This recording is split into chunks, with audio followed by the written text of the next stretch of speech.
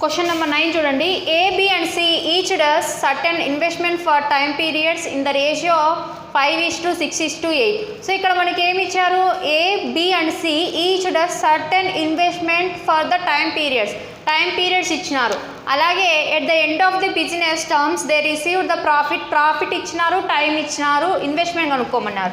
ఎలా కనుక్కుంటారు? Investment into time is equals to profit. So ఇవి రేషియోస్.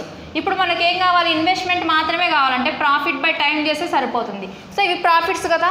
So profits 5:3:12.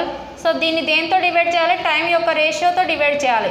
చేస్తే వచ్చేది answer. 5 1s 5 1s 3 1s 3 2s 4 2s 4 3s. So 1:2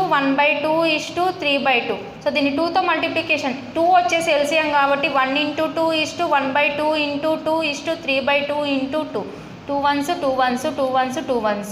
so 2:1:3 వచ్చేసి so వీళ్ళ యొక్క ఇన్వెస్ట్మెంట్ యొక్క రేషియో. సో నెక్స్ట్ క్వశ్చన్ చూడండి. Ram sold his table worth 8,000 rupees at 20% profit while Shyam sold his fan worth 9,000 rupees at 10% profit. So ఇక్కడ మనకి Ram invested his selling amount. So ఇక్కడ రామ్ వచ్చేసి టేబుల్ని cell చేసి ఇన్వెస్ట్మెంట్ చేసుకున్నాడు, బిజినెస్లో ఇన్వెస్ట్ చేసినాడు. అలాగే శ్యామ్ వచ్చేసి ఫ్యాన్ని సేల్ చేసేసి సో దాన్ని ఇన్వెస్ట్మెంట్లో పెట్టినాడు. సో ఎలా సేల్ చేసినారంటే 20% ప్రాఫిట్ వచ్చేలాగా. అంటే 8,000 ఇంటూ ప్రాఫిట్ ఎంత వచ్చింది? 20% ప్రాఫిట్ అంటే 120%. ఎన్ని మంత్స్కి? రామ్ ఇన్వెస్టెడ్ ఈ selling amount for 11 months is to. So next Shyam వచ్చేసి 9,000 రూపీస్ని సో ప్రాఫిట్ ఎంత వచ్చింది? 10% అంటే 100 మీద 10 అంటే 110 ఇంటూ ఎన్ని మంత్స్కి? సో ఇక్కడ 8 months అని ఇచ్చినారు. 8 months. సో ఓవరాల్గా ఇక్కడ 100 ఇక్కడ 100 క్యాన్సల్. అలాగే ఇక్కడ 3 zeros ఇక్కడ 3 zeros క్యాన్సల్.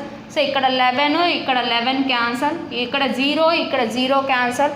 అలాగే ఇక్కడ 8 ఇక్కడ 8 క్యాన్సల్. సో ఇక్కడ 12:9 అనేది మిగిలింది. 3తో 3 4s 3 3s. సో 4:3 అనేది వీళ్ళ యొక్క ప్రాఫిట్ యొక్క ratio. Thank you for watching. Please subscribe YouTube channel. Please like, share and comment our videos.